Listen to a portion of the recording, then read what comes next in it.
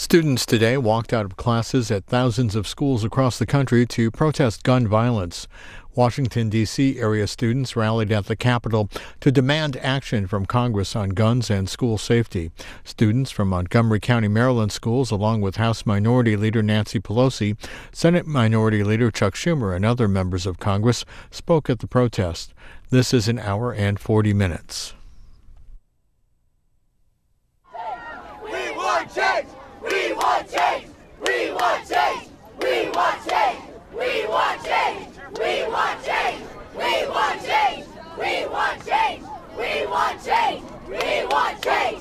We want change! We want change! We want change! We want change!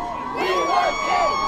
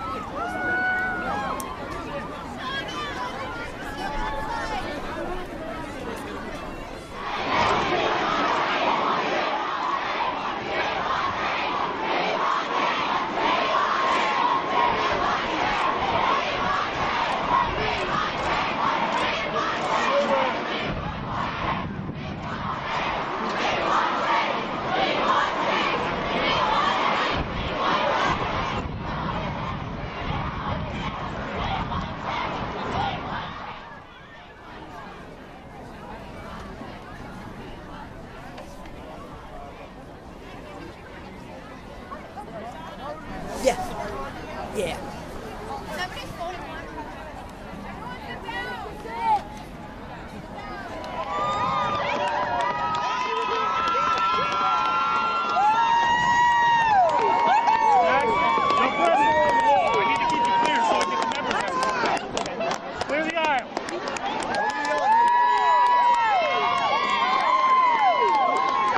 Keep it going. Great job. Thanks for being here.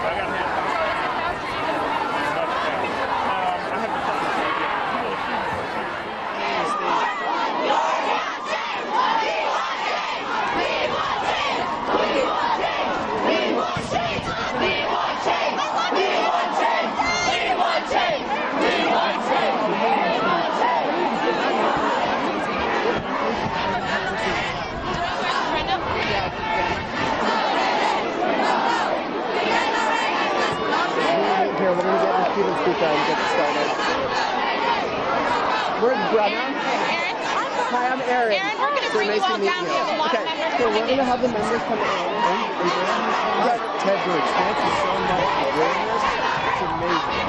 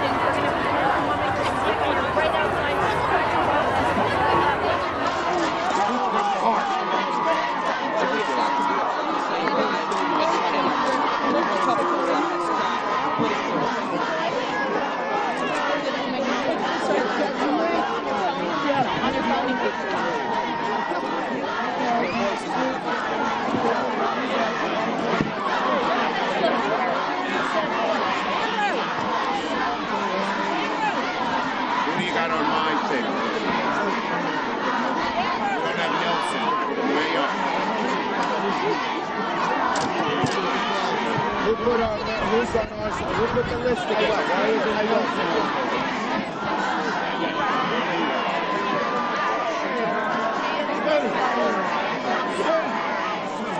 If I could have all members of the press, please take 10 steps back.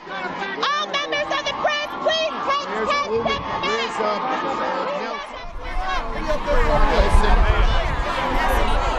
Please back up. We're about to begin the program. Thank you all so much.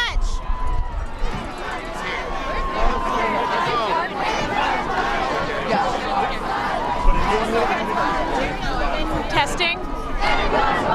Testing. Testing.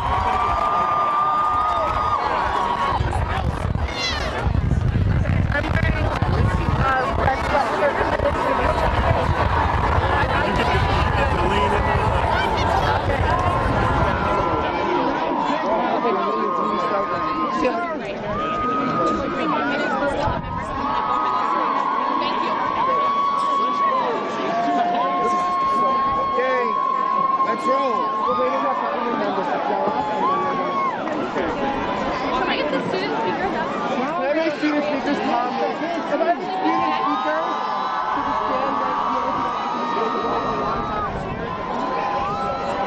All right, Aaron and Brenna, off to you.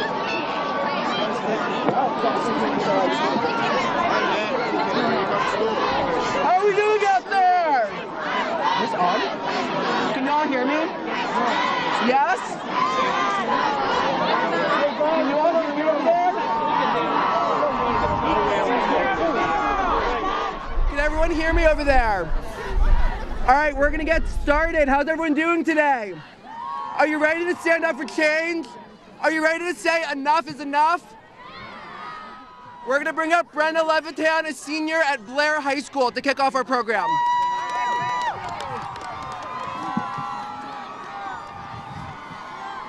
Good morning, students of the DMV! Woo! My name is Brenna Levitan, and I am a senior at Montgomery Blair High School and a proud member of Montgomery County Students for Gun Control. Talk louder, like yell.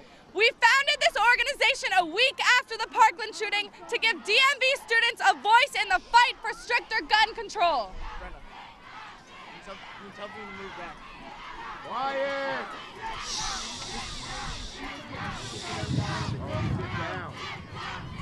Hey, get press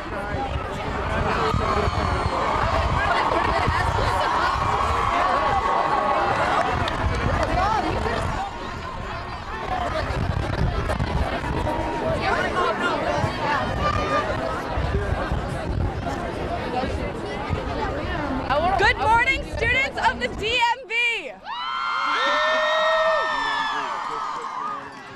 My name is Brenna Levitan, and I am a senior at Montgomery Blair High School and a proud member of Montgomery County Students for Gun Control. We founded this organization a week after the Parkland shooting to give DMV students a voice in the fight for stricter gun control. We have proven that now is the time for change. I am inspired and empowered by each and every one of you who has walked out today. An hour ago, we stood with our backs to the White House for 17 minutes to honor the victims of the shooting at Marjorie Stoneman Douglas High School in Parkland, Florida. We remained silent, hands grasped, standing together as one. What Parkland showed us is that this could happen in any one of our schools. And we as students can't take this anymore. We have to fight to create change. We have to stand up against the status quo, and we have to call on Congress and keep calling until they hear our message. If you can speak, speak. If you can march, march.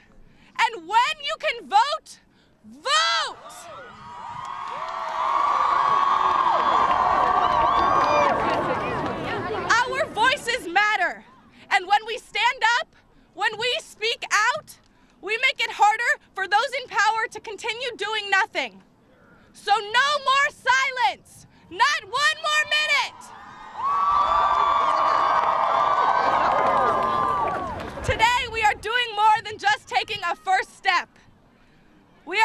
to hear from powerful student leaders and some of our elected representatives about the fight for gun control.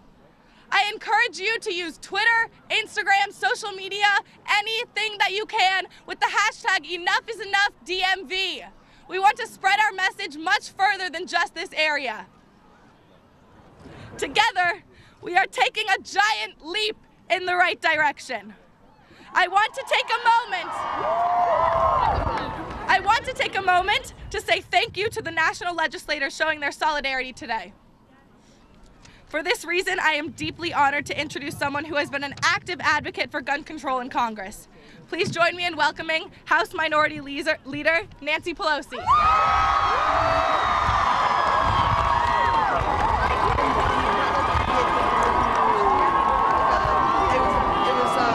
Good morning, DMV. Thank you, Brianna. Thank you, Brianna Leviton.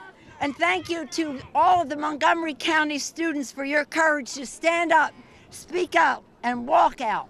I'm proud to be here with Yana and Aaron Terrell. Aaron organized with Congressman Ted Deutsch of Florida, our leader on this issue, representing in Congress the students who have sacrificed so much, spoken so eloquently, commanded the attention of the nation. Aaron has helped organize the Congressional Solidarity Walkout that all of us are honored to be a part of. Congressional Solidarity Walkout. We're all moved by your eloquence and your fearless insistence on action to prevent gun violence. Thank you for bringing your urgency to this fight, to the doorstep of America, the doorstep of the capital of the United States. Our Congressional Solidarity Walkout is here to say enough is enough. Whether Orlando, San Bernardino, South Carolina, Las Vegas, Newtown, Sutherland Springs, Parkland, city streets, homes across the nation, there's been too much violence, too much heartbreak. The American people overwhelmingly support common sense action to prevent the tragedy of gun violence. 97% of Americans support strengthening background checks, including 97% of gun owners. What more do they need to hear? There is a bipartisan path in Congress. We need a vote now. We need a vote now. We need a vote now. And so I want to say to all of you, you are creating with this walkout today and your ongoing challenge to all of us, to the conscience of America, you are creating a drumbeat across America, a drumbeat that will echo until we get the job done. I say to my colleagues on both sides of the aisle, no one's political survival is more important than the survival of our children. Let's get the job done. We need the help of young people like you. Thank you for your eloquence, for your courage, for your presence, and for your insistence that enough is enough. We want a vote now. And now it is my privilege to introduce Matt Post, Student Board President, Montgomery County Public Schools. Matt Post. Thank you all. Thank you all very much.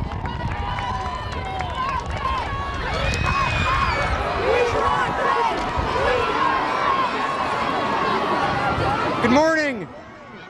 Good morning. My name is Matt Post. I'm a 12th grader, the student member of the board for Montgomery County.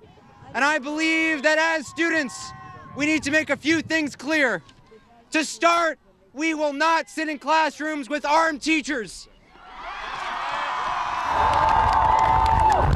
We refuse to learn in fear. We reject turning our schools into prisons.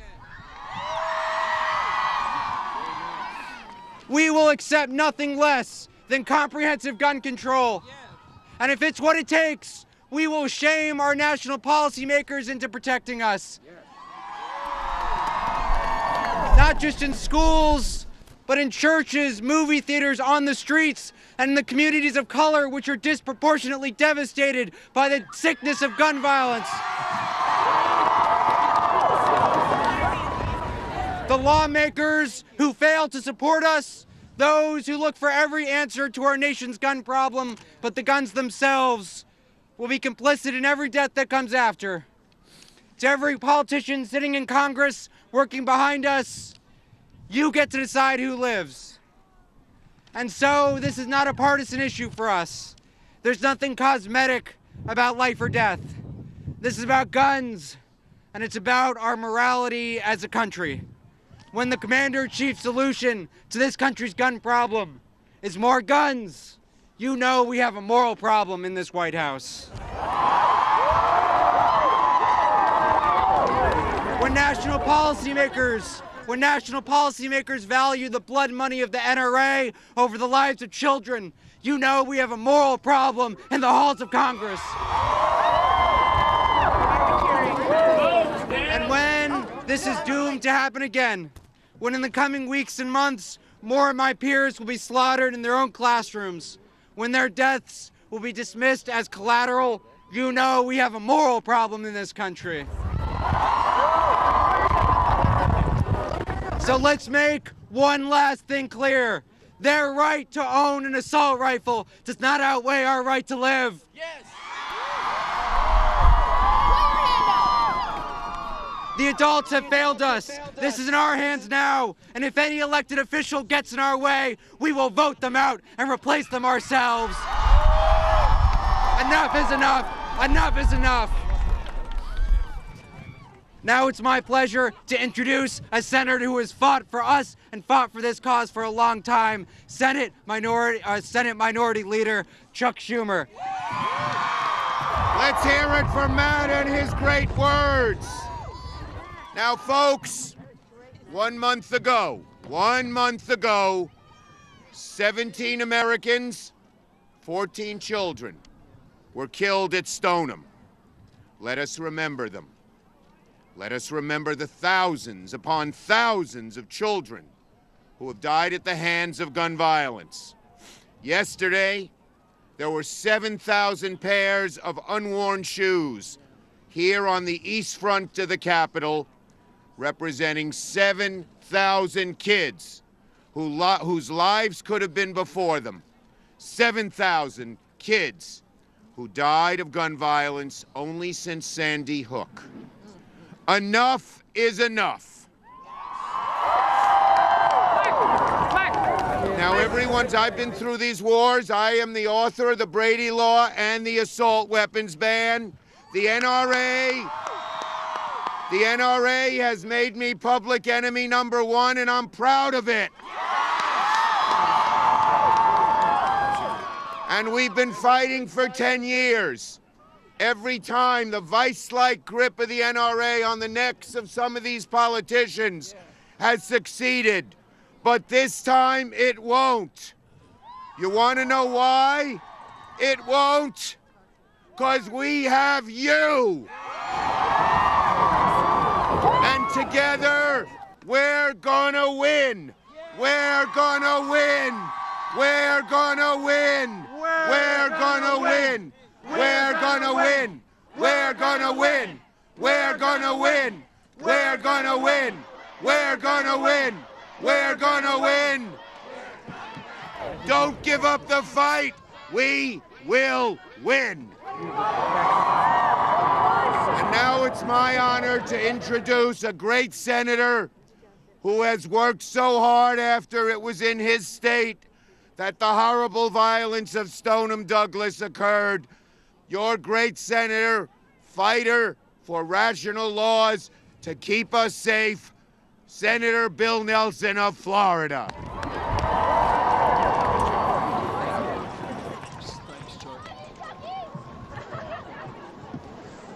Okay, you know we are grieving in Florida, and now you are giving voice to that grief.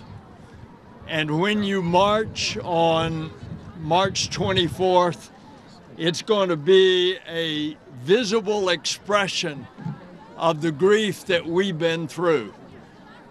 It's common sense that we should have universal background checks. And it's common sense that we should get the assault rifles and the banana clips off the streets. Keep on marching and keep on speaking out. Thank you. God bless you.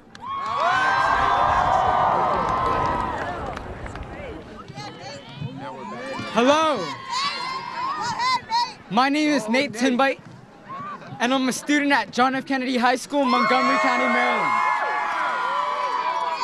25 years ago, my parents immigrated to Montgomery County because they believed in the promise of this country.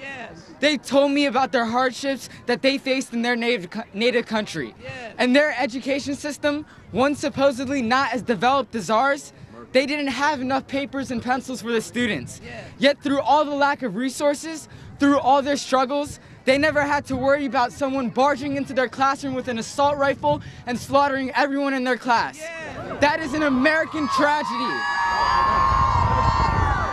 They never had to think about getting shot at any moment. That's an American thought. And they never had to worry that their child would be the victim of a mass shooting. That's an American worry. In the United States, we have archaic gun control laws for a 21st century reality. We've known the solution since Columbine, but despite there being more than 200 school shootings since then, Congress has done nothing. We have to keep weapons of war from everybody and expand upon our mental health resources. The solution isn't arming teachers, nor is it to arm more people. And my parents believed in that as soon as they moved to this country. Together, we will get stricter gun reform because it is the right thing to do. We will expand background checks because it is the right thing to do. And we will optimize our psychiatric evaluations because it too is the right thing to do. Our lives are worth more than the millions of NRA dollars dumped into political campaigns. And on these issues, let me be clear, there is no compromise. We are not seeking a Republican solution or a Democratic solution. We are seeking an American resolution. So let's revive the belief that individuals like my parents had in the promise of this country so that we can remove these profound feelings of fear and anxiety in what should be our safest institution. Thank you. And it is in this spirit that I am delighted to welcome Senator Murphy, Senator Blumenthal, and Representative Esty. Thank you.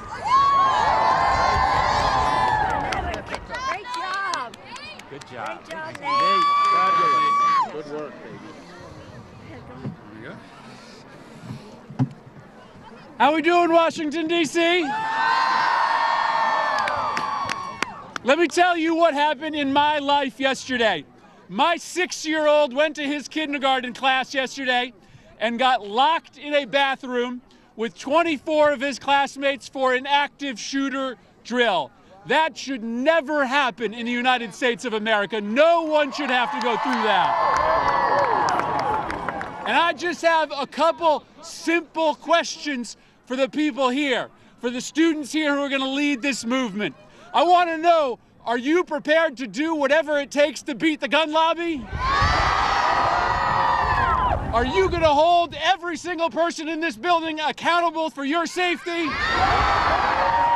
Are you going to vote out of office the people who take the gun lobby money and put your safety at risk? Are you, the students of America, going to lead this movement to victory? There is no great social change movement in this country that has not been led by the youth of America. And I just have one simple message for you. It is not going to be easy. There are going to be defeats before you reach final victory, but also defining of the great social change movements in this country is that the ones that sought that saw adversity and pushed through it are the ones that we read about in our history books. And so by answering yes to all of those questions, I know in the end that we will beat the NRA, that we will kick out members of Congress who don't listen to you, and we will deliver change in the end.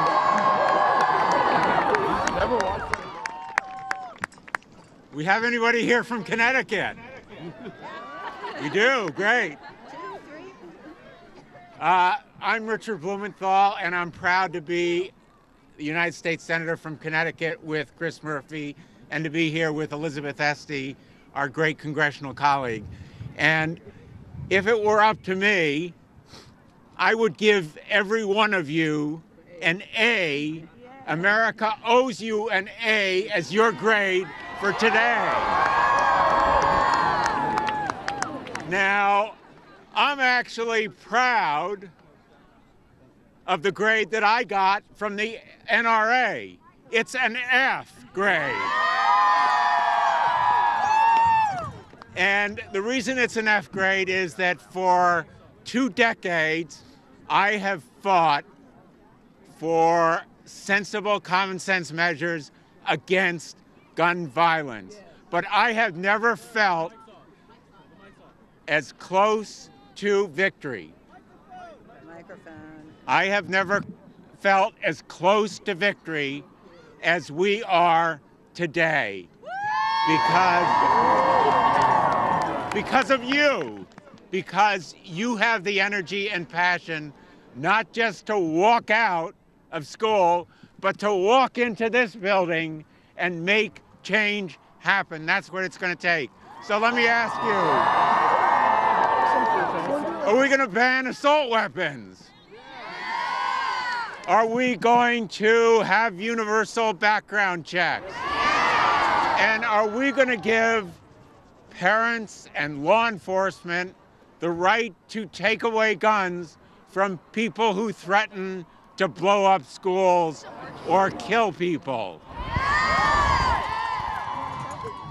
We need to remember that change has always come because of young people in the civil rights movement, in the anti-war movement, in the marriage equality movement, and in today's movement. It is a movement. Are you willing to be part of it and fight to the end? Yeah! Well, long after we're gone, you're going to remember this day, and America will remember that you were here. Thank you so much for your energy and passion. We will win. Thank you. Hi, my name's Elizabeth. Okay, we're going to work. Testing. Testing. Okay. Can I see this? See if that one works.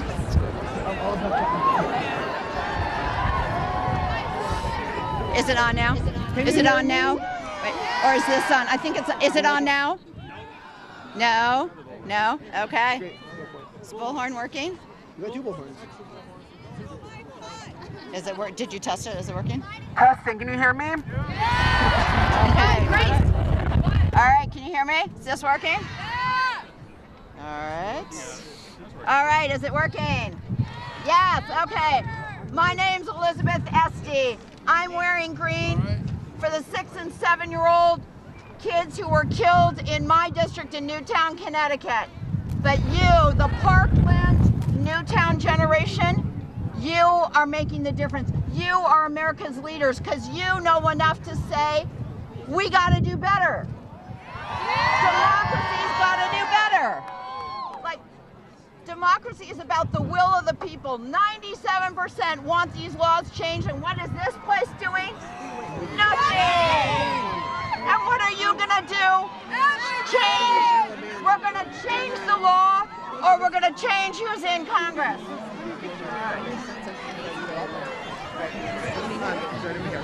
We can get this.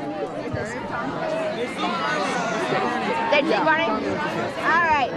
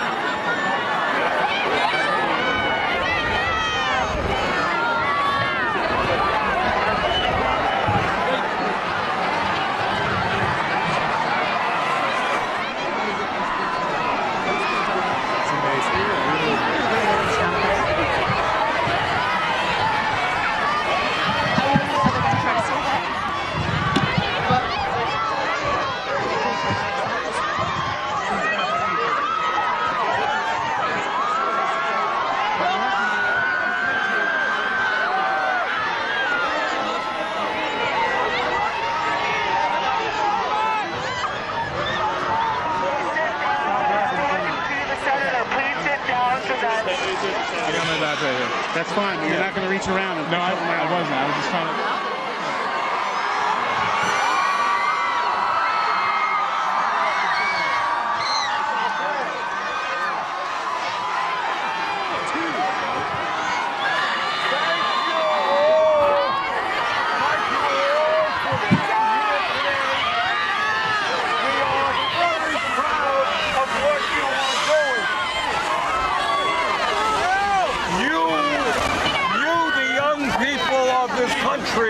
are leading the nation, and the Congress has got to follow what you are doing. All across this country, people are sick and tired of gun violence, and the time is now for all of us together to stand up to the NRA and to pass common sense gun legislation. I just want to thank all of you for your courage and for your intelligence and for leading the nation in the right direction. Thank you all.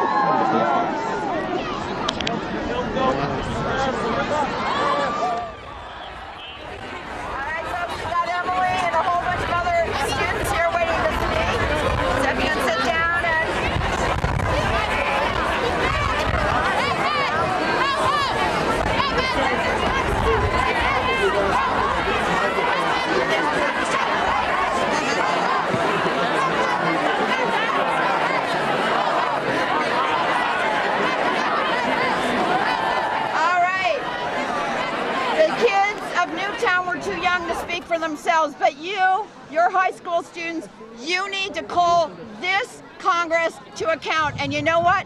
We change the laws in Congress, or we're going to change Congress. Yeah. And you are going to lead that charge. The folks in this building, they can lead, they can follow, or they can start looking for new jobs. Thank you for what you do. And it's my pleasure to announce Emily from Einstein.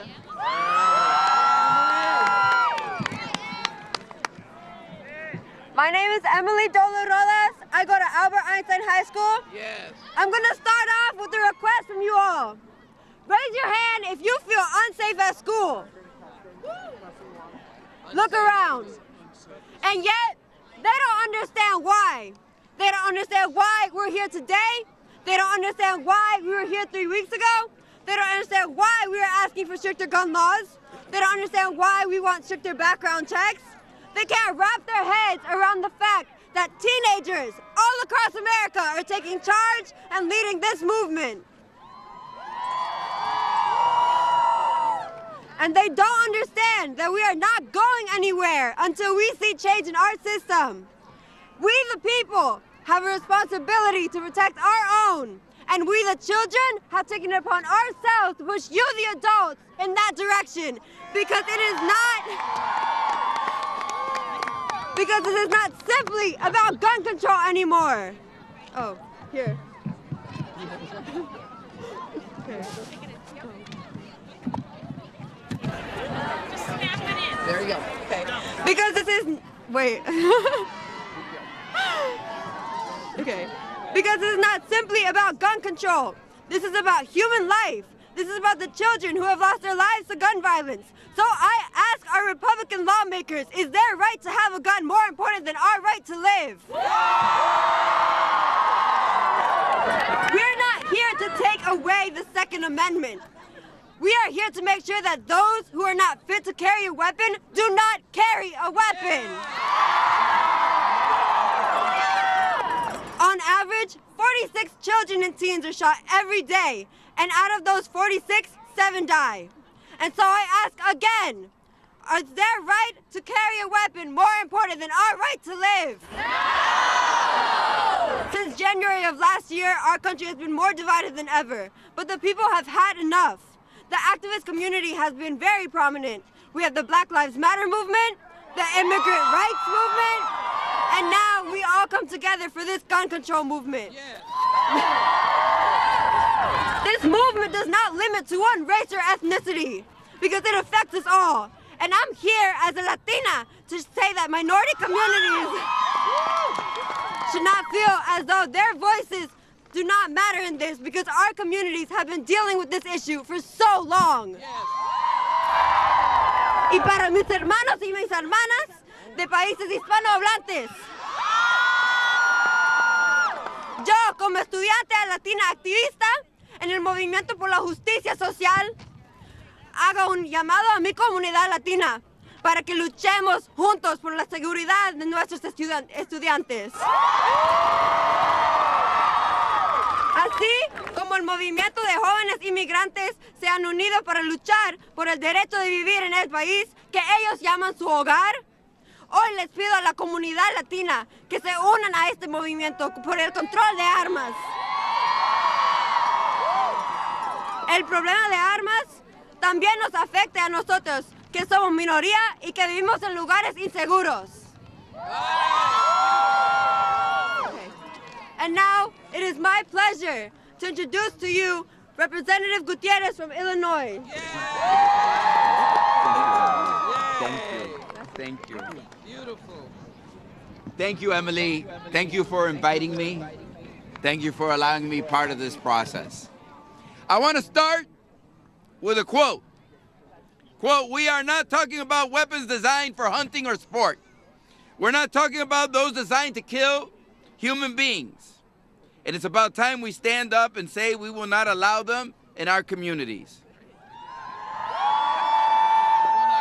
That was from the Chicago Tribune in February of 1993, 25 years ago, almost to the day.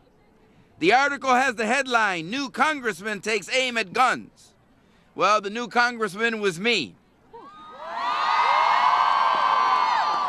And 25 years ago, one of my proudest moments as a freshman congressman was to vote for an assault weapons ban. Now, we need action and not talk.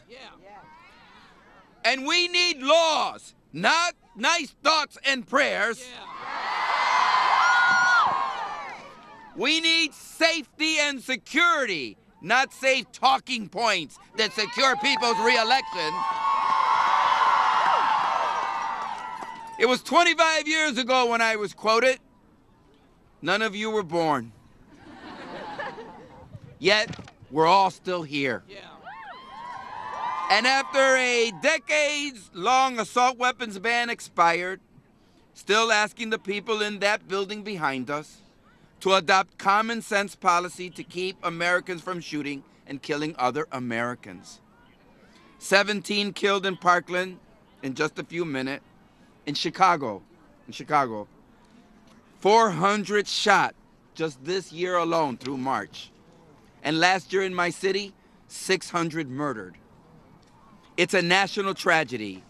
Even so, we have tough gun control laws in our city. But let me tell you something that's changed from 25 years ago. And it's not just that I'm a senior citizen now. I look at the crowd and I see the future. I see you. And I came here to say thank you.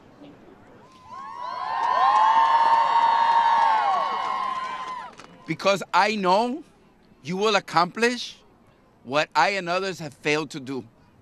And I thank you on behalf of my own grandson, Luis Andres, who today is taking his 17 minutes outside of his school. I thank you because of you. You are guaranteeing his future and the future of all of Americans. And I know you know this one, and we will chant it together. Si se puede! Si se puede! Y quiero decirle a todos ustedes, I want to tell all of you, because I know that there are dreamers walking among you and are your classmates. March for them. March for safety. You know why I'm before this microphone? Because Black lives matter and Black people gave up their lives. Because in the 60s, when I was in high school, there were Black Americans who marched and defied the system and said we needed voting rights and we needed equal rights. And I have this microphone. Así que, para todos, entendamos algo. El futuro es nuestro, porque los jóvenes van a dictar ese futuro. You know, in 1972, I got the first chance to vote. They reduced it from 21 to 18. I think that was a smart decision. I think a smart decision is rethinking once again, lowering the voting age so young people can change this country around. Thank you. Y si se puede. Si se puede.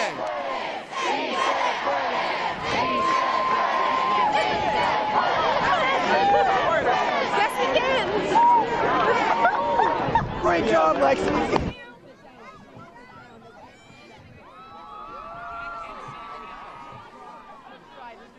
Everybody hear me?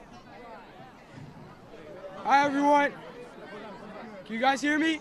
Oh yeah, Michael! All right. My name is Michael Solomon.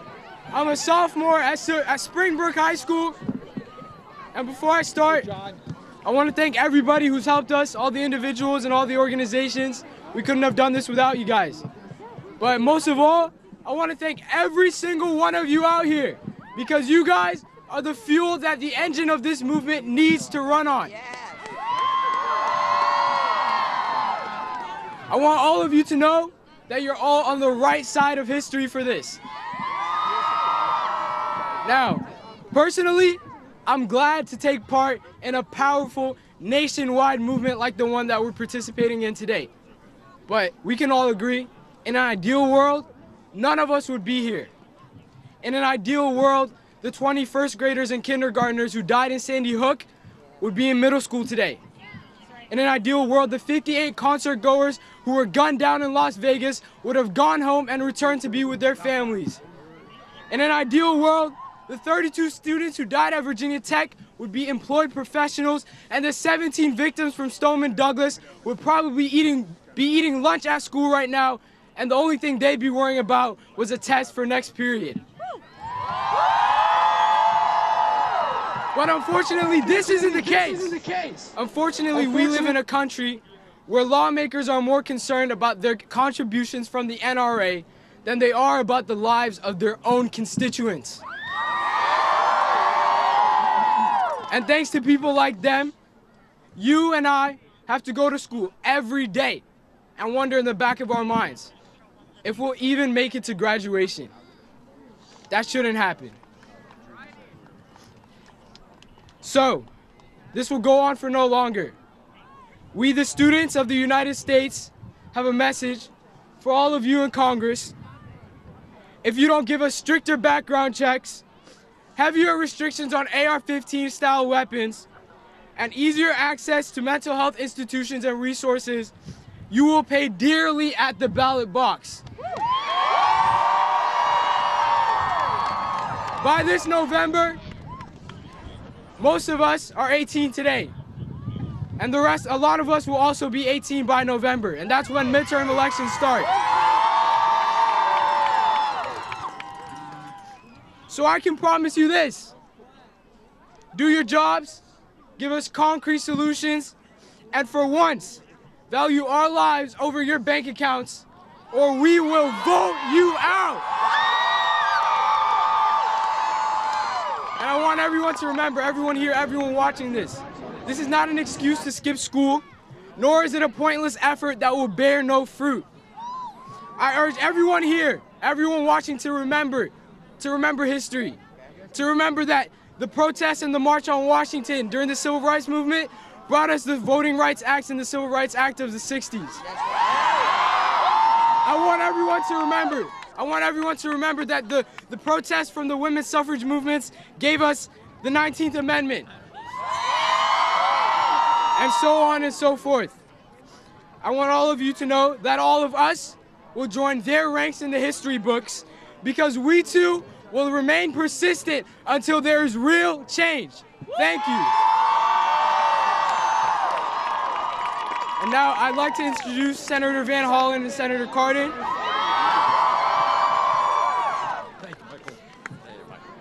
Thank you, Michael. Do we have Montgomery County, Maryland in the house?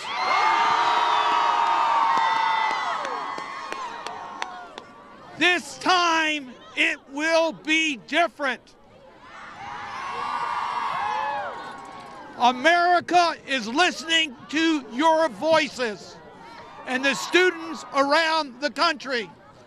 When it comes to gun safety legislation, you will not take no as an answer. You will demand that we have gun safety because it's your future and America's future. That's what's at stake.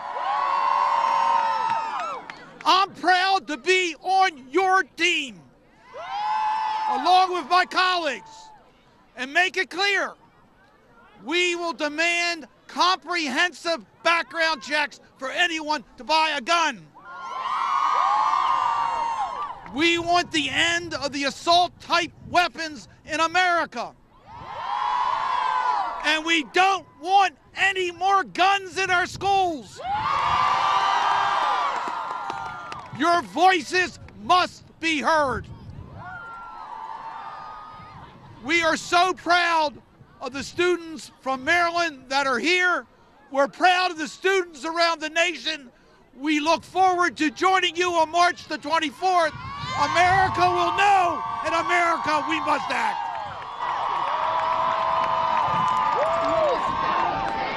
To the students of Maryland, to the students of this region, to students all over America, we have a simple message to all of you, which is know your power. You can change the direction of America. You are not only the future of America, you are the conscience of America, and you are here to ask America to do the right thing. You are here to say that it is unacceptable in America for students to be slaughtered in their schools. It is wrong in America for people to go to concerts and end up in carnage. And it is unacceptable in America to see the daily toll of gun violence on streets throughout our country. Earlier this morning on the floor of the Senate, Senator Cardin and I read the names of victims of gun violence in Maryland, including 17 young people, people under 20, who were victims in Maryland just in the last year. People from all over our state, like people all over the country, are crying out and saying, we are mad as hell and we're not going to take it anymore. We've got to get assault weapons off of our streets. We have to have universal gun background checks. The answer is not more guns in schools. Teachers should be armed with knowledge, not with weapons. Now, just the other day over at the White House, when the cameras were on, the chief executive asked the question, Who's afraid of the NRA?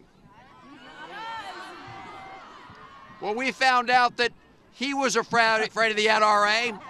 But are you afraid of the NRA? We need to make sure that every member of Congress, Republicans, Democrats, people of all political stripes, are more afraid of the next school massacre, that they're more afraid of the next death on the streets in our country, more afraid of that than they are afraid of the NRA. And you, the student movement, are what's going to make it happen. You are what's different this time. And so I have one simple question, because the NRA and the gun lobby and the cynics, they're counting on all of you to just go away after today. Are you going to go away? No! Are you going to be back here on March 24th? Yes! Are you going to make sure we fight every week and every month and every year until we have safe America? Let's go get them.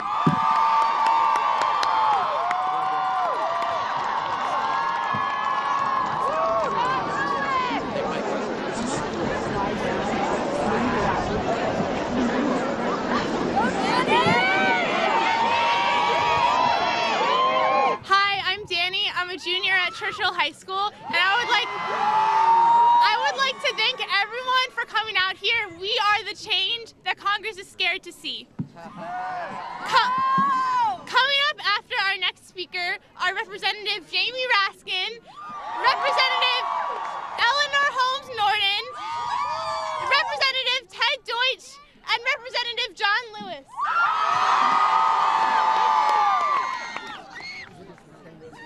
We are so privileged that our next speaker is lending us his voice today. Ladies and gentlemen, award-winning poet Joseph Green. Sorry. How's everybody doing today? Hi everybody, just a quick reminder, Mox News survives solely on your tips and contributions. It's easy to make a contribution or a tip or leave a tip at moxnews.com, or there are clickable links in the text body of this video. It should take the average person, most people, probably less than 2 minutes. Thanks very much for your time and your continued support. Stay cool one of these days, this war is going to end. Till that day.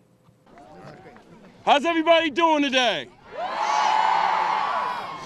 I am honored to be here. My name is Joseph Green, and I am a poet, an activist, an educator, and the youth program coordinator at Split This Rock, a national arts and social justice organization. But I am not only that. I'm a black man. I'm a father. And I have been charged with the mission of creating space for young people in a city that has been plagued with gun violence for far too long. I see before me today a generation of youth pissed off and ready to take on the realest issues of our time. And I know that each of you is knowledgeable enough to understand that America's gun violence epidemic did not start in the suburbs and is not isolated to our schools. You know that organizations like Black Lives Matter and the Black Youth Project and dozens of others have been fighting for gun violence in places where the outrage are not afforded the same acknowledgement of their humanity or levels of external support as we are privileged to have here today. If this movement does not come out of the suburbs, if it does not speak to domestic violence and toxic masculinity, if it seeks to protect and serve some and not others, if it attempts to demilitarize the public but not the police, if it only succeeds in increasing the safety of those who already have advantage, then it will not work. Our potential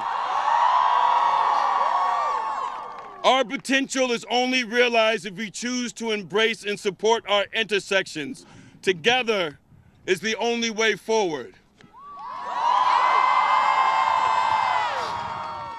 I've been asked to do a poem here today. This poem is dedicated to my 4-year-old son and everybody that's been fighting for Black lives.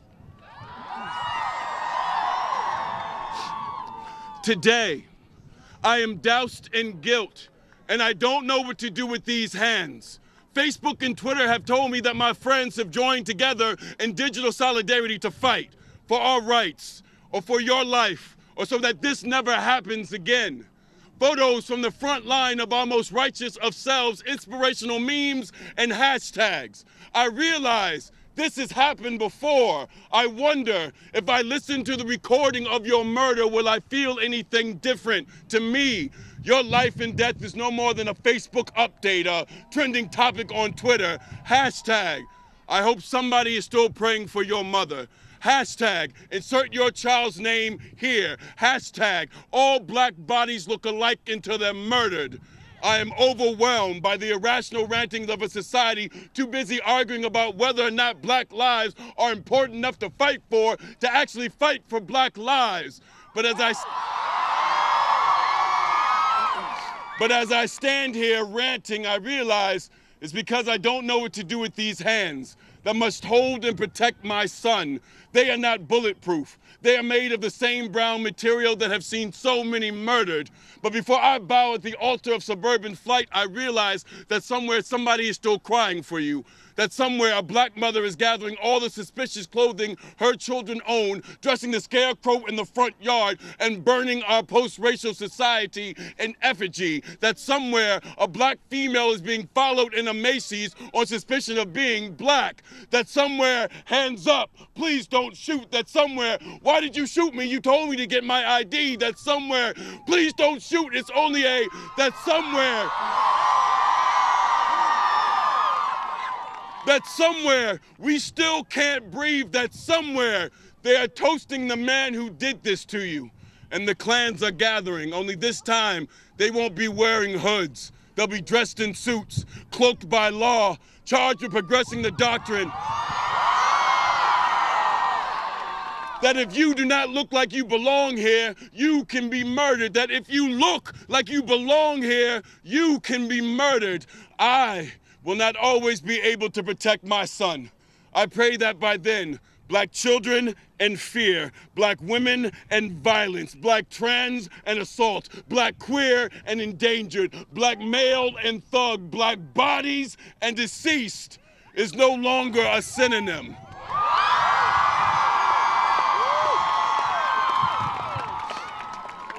At night, when I take my 4-year-old son's clothes off, I say, "Hands up, Henry. He thinks we are playing a game." I pray that when his time comes, he will know what to do with his hands. Thank you. Keep fighting. Power to the people.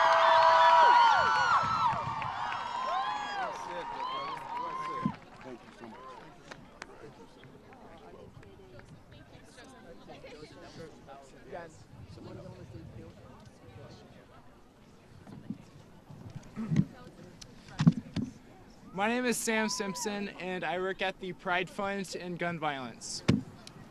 When the LGBT community gets behind an issue, we get things done. We stand behind you guys in this fight to pass an assault weapons ban and to enact gun control for our schools in America. Okay. Pulse was the worst mass shooting in U.S. history.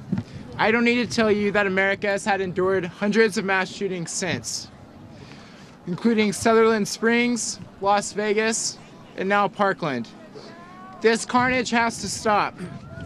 We need a comprehensive approach to address this public health crisis that kills thousands of Americans each year.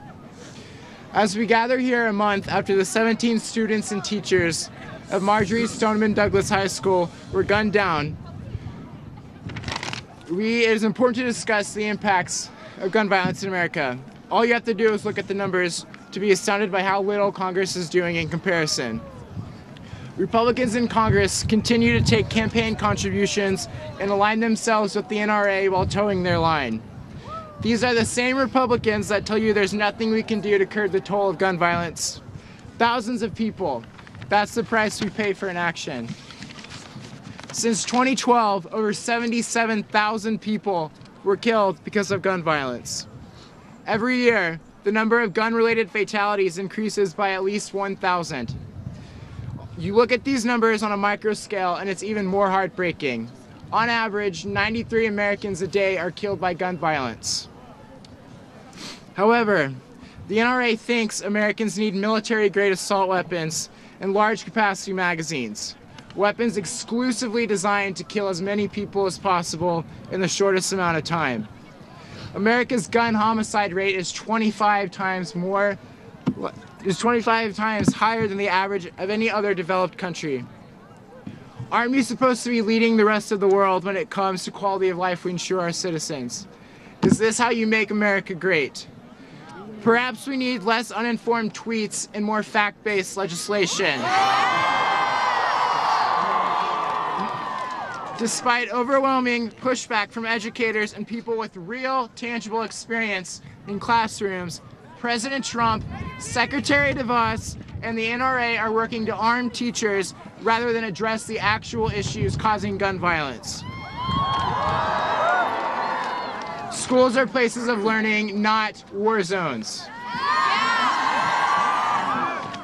In our fight to take our communities and our safe spaces back, we have the opportunity to work with many of the members of Congress who stood here today.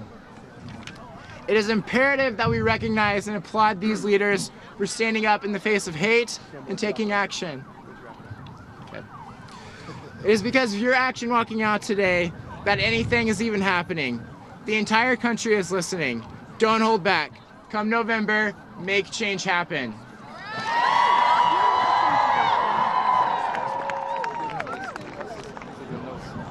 My name is Jennifer Stein, and I'm a volunteer with the Maryland chapter of Moms Demand Action for Gun Sense in America. But today, I'm here in my own capacity to speak to you as the concerned mother of 2 BCC high school students. I'm so honored to be here today with some of my heroes. And do you know who I now count among my greatest heroes? The students of America who are shouting in unity, enough! You have taken up the fight of a lifetime, demanding that your leaders put your safety, the public safety, ahead of the greedy gun manufacturers' lobby. That is a wise and noble goal indeed, and I applaud you. We all know, don't we, that it's possible to have both the Second Amendment and common sense gun laws, such as universal background checks. They are not mutually exclusive. This is called gun sense, and some of our leaders have it, and too many of our leaders do not. So I'm the mother of 2 teens, but you don't have to be a mother or even female to be a mom. Being a mom is a state of mind, an instinct. Moms love and care about our children, all our nation's children, and want to protect them from the evil in the world. That's called being a mom. And you know what's evil? When our elected officials put the interests of gun manufacturers ahead of the public safety and the safety of our children. That's evil. So what can be done at the grassroots level? We don't have to accept the status quo, and here are some new rules. 1, register to vote. In Maryland, you can register when you're as young as 16 years old. My 16-year-old daughter just got her learner's permit and registered at the MVA. Yeah. Tell your classmates and friends to register to vote. Go to turbovote.org and register there. 2, pledge to be a gun sense voter. This means that once you're old enough to vote, you will go to the polls and cast your vote on a single issue, gun violence prevention. Please know that your vote is powerful and it belongs to you. Use it to fight for a safer future for you and your children. 3, find out how much money your lawmakers have accepted from the NRA. If they take... It's an important one. If they take money from the gun lobby, is it any surprise when they vote just the way the NRA wants them to vote on legislation?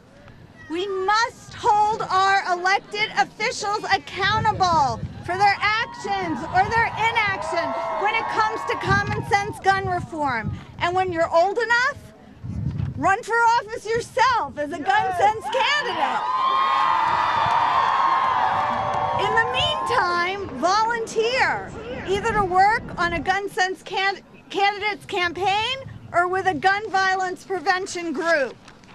So as an admittedly uncool mom of 2 BCC high school students, one who participated in the walkout on February 21st, and the other who I think is here somewhere today, I just want to thank Brenna and Montgomery County Students for Gun Control for inviting me to come here and to talk to you about gun violence prevention at the grassroots level.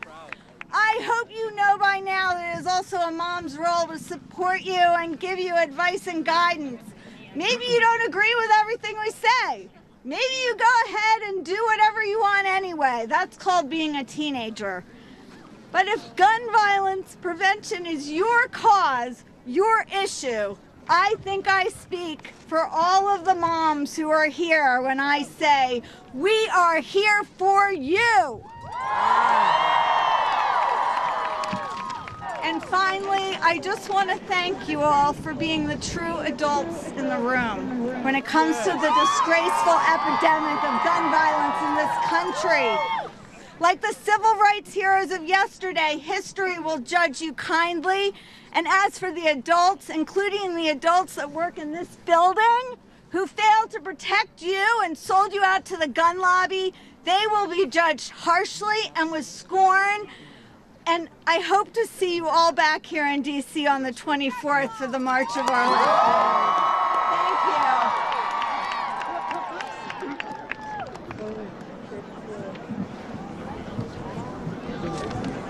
you. Guys, look what you have done! Look what you built!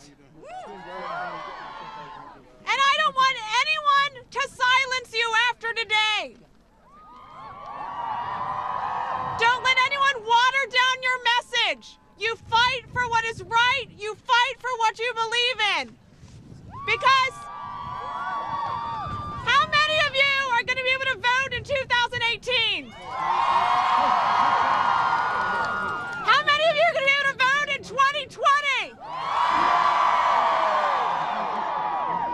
We have listened to some amazing speakers here today.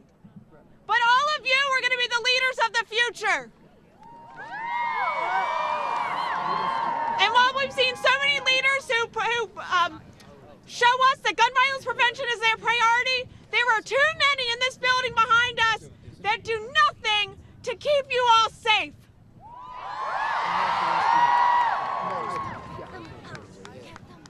But here's the thing. We need you to vote. Because we need to change who is in this building. Yes!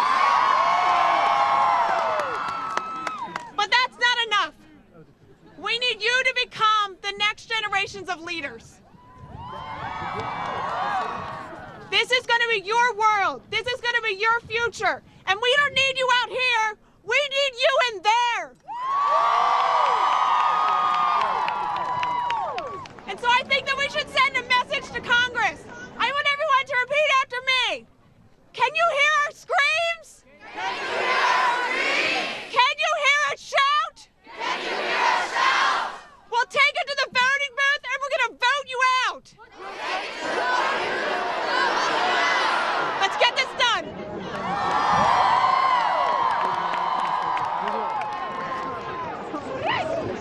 What's up, everyone? Oh, bye. Can you hear me? Yeah, good? Okay. My name's Ari Shea. I'm a freshman at Quince Orchard High School. Thank you. Some people believe that stricter gun control wouldn't do anything. But after the Port Arthur shooting in Australia, it took only 3.5 months for laws to be passed that resulted in 0 massacres. Growing up, I had the privilege to live in Japan, which is the country that has the lowest violence rate in any developed country. However, you do have the right to own a gun in Japan. But in order to do that, you must take a class, take a shooting range test, pass a mental health exam, drug test, and finally pass a comprehensive background check. The requirements are extensive, but it pays off. There has never been a mass shooting in Japan ever. Other countries made these laws to protect their citizens, and it works. We know that we don't have to live like this in the U.S., and our children don't have to die like this. I see myself in those students from Parkland, those teens we see over and over again on the TV running out of the schools with their hands on each other's shoulders. It could have been any one of our schools, and it still can be. Why are our lives at stake? Why do we have to worry about our friends, our teachers, our families? Why do my parents have to wonder whether both their kids will make it home? Why do I have to worry about walking into my high school in the morning and being wheeled out, just a body in a bag, in the afternoon?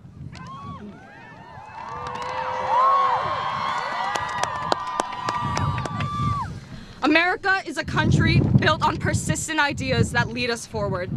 I'm proud to be an American, and I march not only because I love my country, but also because I will fight for my country. And I will fight until our kids can go to school and be able to come home unharmed. I will fight until gay people can go to a nightclub and just have a good time. And I will fight until we are no longer afraid. The congressmen and women that are being paid by the NRA to keep their mouths shut or oppose stricter gun control are stalling this country's progress. That's right.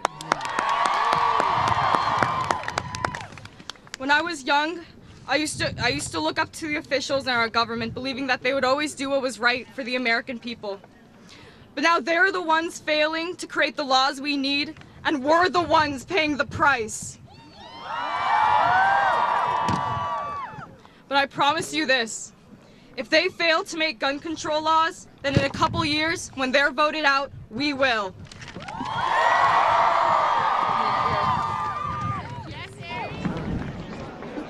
Hi, my name's Jamie Raskin, and hello, Maryland. Hello, Washington. Hello, Virginia. You know, we brought a chant from Montgomery County I thought I would teach my colleagues today. It goes like this. Hey, hey, NRA, you can't beat the SGA. Hey, hey, NRA, you can't beat the SGA. Hey, hey, NRA, you can't beat the SGA. You know,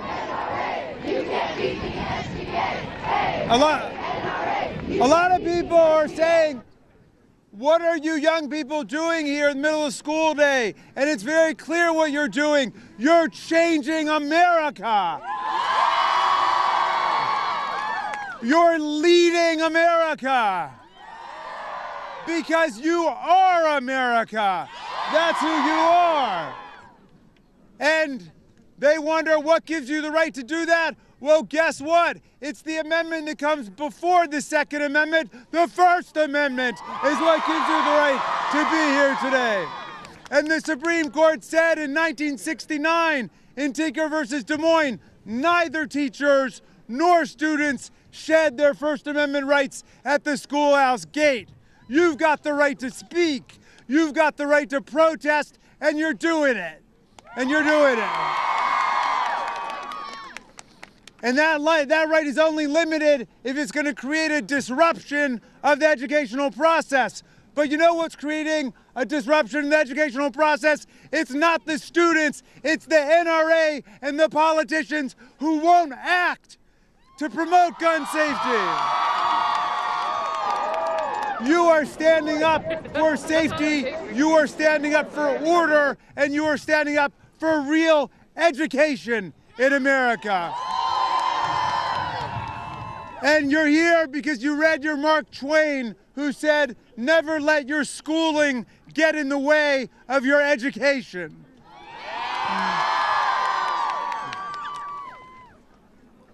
Are you going to forget the young people slaughtered in Parkland? No. Are you going to forget the people slaughtered at Pulse? No. Are you going to forget the young people slaughtered at Sandy Hook? No.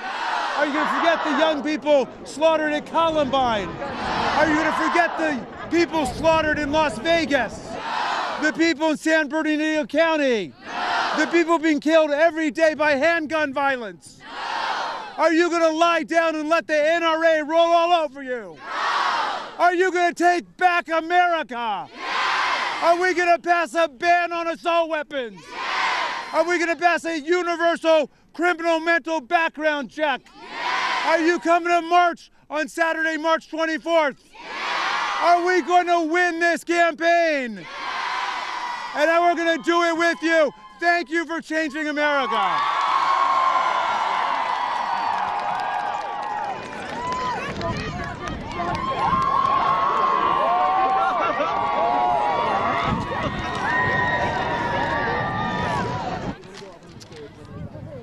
Hello.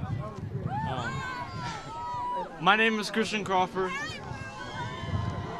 I am 17 years old. I have just recently gotten into college, and I am looking forward to my future. However, I can't do that without thinking about how quickly it can disappear. Her name was Jamari Sidnor. She was 17 years old. She was 10 days away from starting college. She was looking forward to her future. The difference between me and her is that a stray bullet hit her in the head while she was driving one of her family members home. A stray bullet that wasn't meant for her. On a street that she had driven down many times before. I found out at work during my closing shift.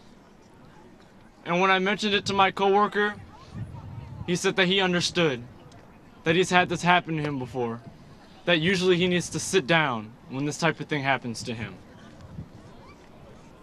No emotion, just a fact, just a reality. He's only a few years older than me, and that reply did not seem real. I didn't believe that this is how we console each other in a supposedly civilized country. We've become so numb to the issue of gun violence that we have a big population of young people who find it all routine to empathize with their friends being murdered.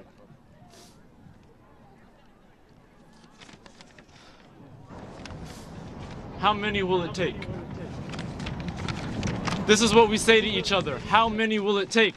Like this is some science experiment that we have to repeat over and over again to come to a conclusion.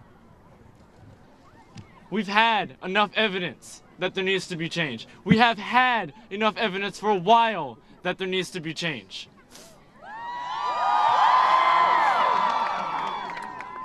We don't need further evidence. We don't need to debate this. We do not need to have more people die, more children. We need change. I'm entering a time in my life that Jamari never got to see. I am going to graduate high school soon, something that those 17 kids from Marjorie Stoneman Douglas will never get to see. At least I hope I get to see these milestones. I go to school each day, and on some days I think about which windows I will jump out of if my school were the next example of a broken system. I think about how promising college seems, how promised it is after I paid my matriculation fees, but it's not. This is the mindset that students around our country are forced to experience because our lives don't outweigh money or votes. Colloquial wisdom states that if something is important to you, you'll find a way, and if not, you'll find an excuse. That's why we will find a way when we are faced with many excuses. Saying it's because of video games as if America's the only country that plays them. Saying that gun control won't stop killings as if it won't stop some. As if one more person might be able to live their whole lives. As if one more graduating class might be able to finish high school without a tragedy. We have voices to speak for those who cannot and will never be able to. Some of us will be 18 by next November to vote, and we will vote in honor of those who cannot and will never be able to. We will not let money carve tombstones.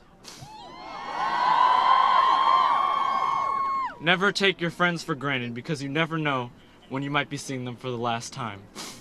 I'm sorry that this is the wisdom I have to leave you with, but this is a fact. This is our reality. But it does not have to be.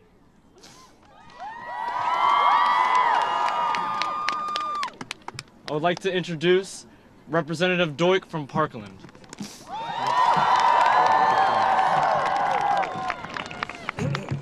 Afternoon, everyone. It's a little cold outside here today, but I want to tell you, as the representative of Marjorie Stoneman Douglas and the community of Parkland, what you're doing here today warms our hearts. The opportunity that you have to lead, the inspiration that you are taking from the student survivors of Stoneman Douglas and that the country is taking from all of you is going to change America. And I'll make it really plain. This place behind us, where I work, hasn't done the job. But here's the truth. When it comes to leading the fight to require universal background checks, students will lead us. And when it comes to pushing forward until we ban high-capacity magazines, students will lead us. It is students who will lead us to keep weapons of war off our streets. And it is students who will organize and register and get out to vote and turn over the membership of this body so that the people who represent America really represent America and standing up for gun safety and keeping our kids safe.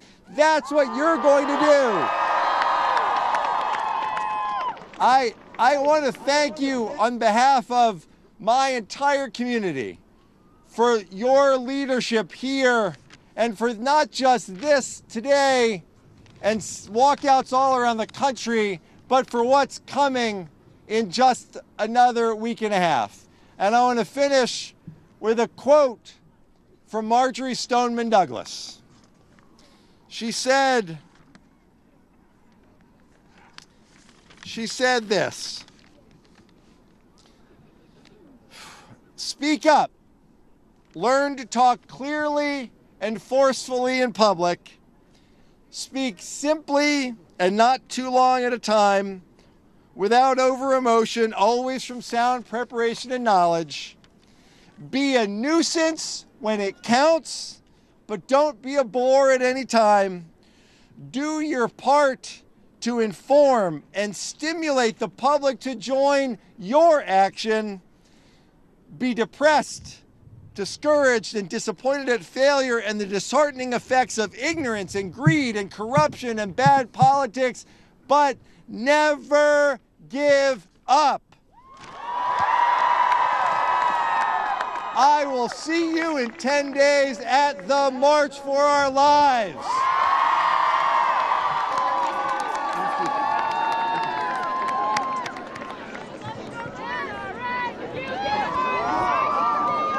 My name is Aaron Torup, and I'm a senior at American University, and Alyssa Al-Hadef was my camper. I got to know how bubbly, intelligent, and caring she was over this past summer. On February 14th, she was killed at Marjorie Stoneman Douglas High School. Immediately afterwards, I flew down to Parkland, and 2 days later, I attended her funeral. The screams that I heard of her family members there are some of the only ways that people are able to cope with this grief. I also want to share the words this morning of Eden Hebron, another student at Marjorie Stoneman Douglas, whom I know. She writes, "We were laughing and doing work, me and my best friend, but little did I know 5 minutes later, her life would come to an end. I hear a sound, 1, 2, 3, 4, 5. Gunshots? That's funny, Alyssa. Of course we will survive. We live in Parkland, I thought. How could this be? But sometimes your thoughts are not what you see. All I could think of is how many will be left The screams blasting in my ear. The blood still won't disappear. I scream their names. I call for my friends. Nothing else to do. They're gone. They're dead. No feelings, no emotion. How can we comprehend this traumatic distortion? There are no words to describe, nothing else to say that will justify my English class this Valentine's Day. The epidemic of gun violence has plagued our nation for far too long. Since Sandy Hook, there have been 1,607 mass shootings and over 33,000 people die every year due to gun violence. They are brothers and sisters, mothers, fathers, sons, daughters, cousins, and neighbors. Tomorrow, they could be us. It is time that we say enough. Enough to the NRA blocking gun violence prevention measures we know will save lives.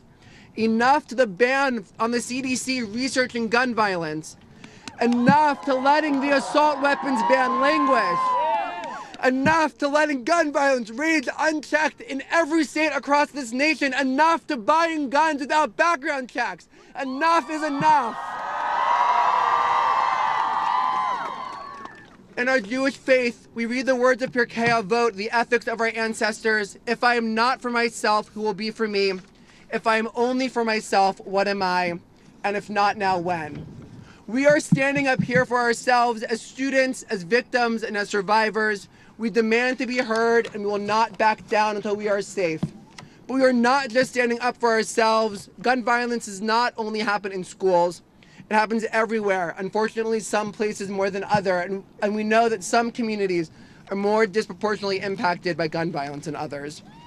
We are not just standing up to prevent gun violence in our schools, but in every community across America. And we must do this now. Every single day we fail to take action, more innocent lives are lost. It is a powerful truth to know as students that we are not the first students to organize and march against injustices. We are not the first young people to demand our country does more to protect us. We have great role models from previous generations who've shown us what it means to be student activists.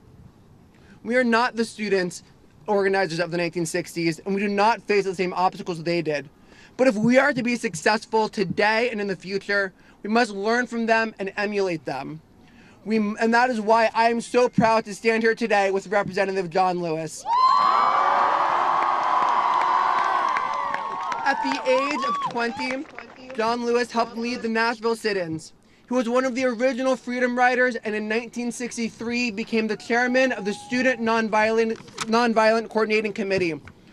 Representative Lewis helped plan the March on Washington for Jobs and Freedom and was severely beaten on the Edmund Pettus Bridge, leading marchers from Selma to Montgomery on what became known as Bloody Sunday, 53 years ago last week.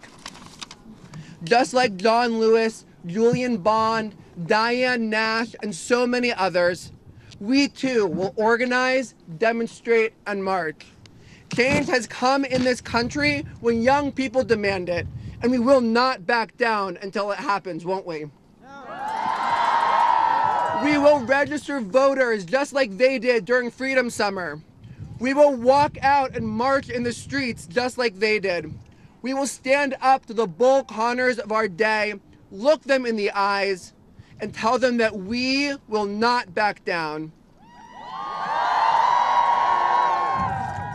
We deserve to feel safe in our schools and our communities, and we will continue to follow in the footsteps of student activists from the years before us to make this a reality in our lifetime.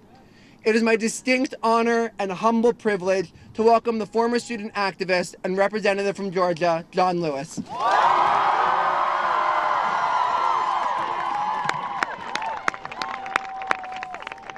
Thank you so much for those kind words of introduction.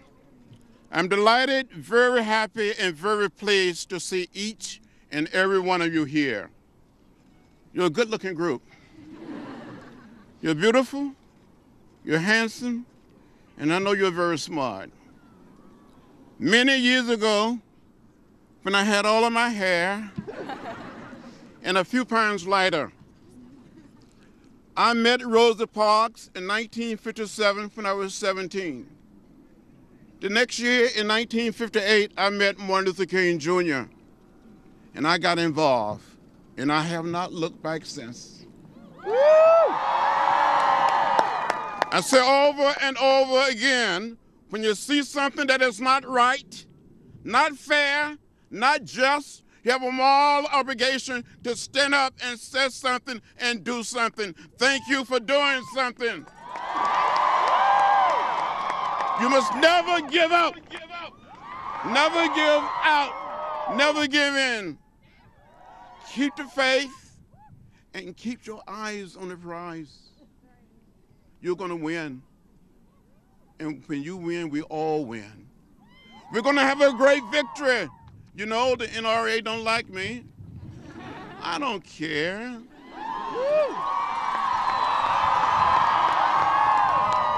You know, they gave me a grade of F. I have not received one dime or one penny from them. I don't want one dime, one penny, or $1. We lost too many of our mothers, too many of our fathers, too many of our brothers and sisters, too many of our fellow students, too many of our teachers. You are the leaders of the 21st century. So I suggest to each and every one of you, read the literature of the Civil Rights Movement. Watch the films, the videos. And whatever you do, do it in an orderly, peaceful, non-violent fashion. You're going to have the victory. And it will be a victory for all of America. It will be a victory for our world. We must leave this little piece of real estate we call America. A little greener, a little cleaner, and a little more peaceful for generation yet unborn.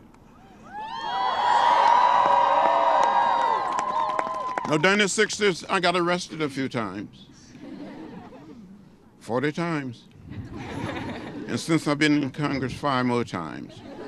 And I'm probably going to get arrested again for something.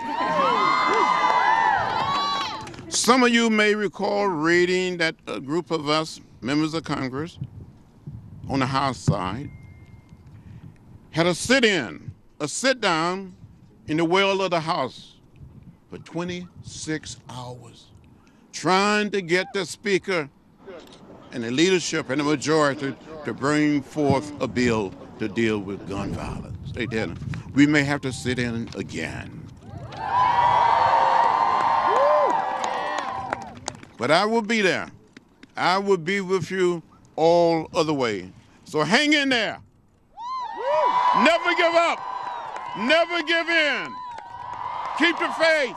Keep your eyes on the prize, and you will have a great victory. Thank you very much.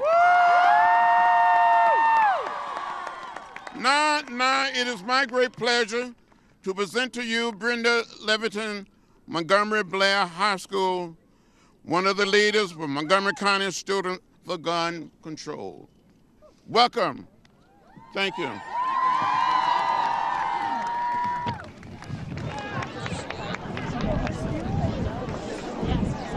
Thank you to everyone for coming to join us today. We have heard powerful words from students and members of Congress joining together in the fight to end gun violence. I am awed and inspired by all of you.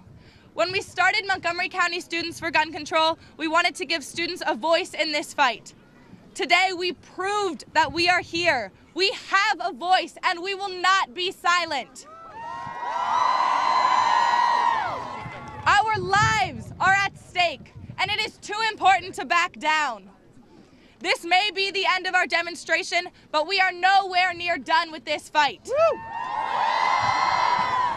The only way we will succeed is through unrelenting advocacy. Together, this is possible. Remember, if you can speak, speak. If you can march, march. And when you can vote, vote. Thank you, everyone. Have an amazing day, and I will see you March 24.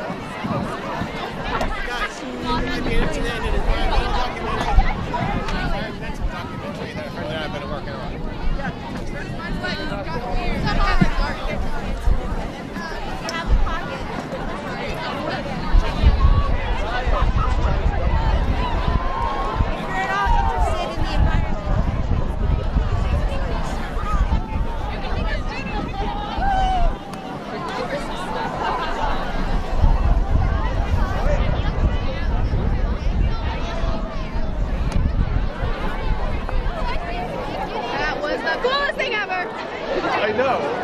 Well, honestly, I don't know.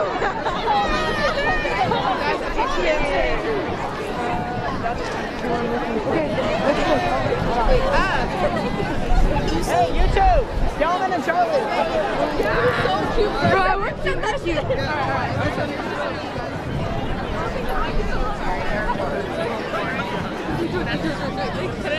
Do it. You don't think I can turn it on? That's some dumb shit. Nice to meet you.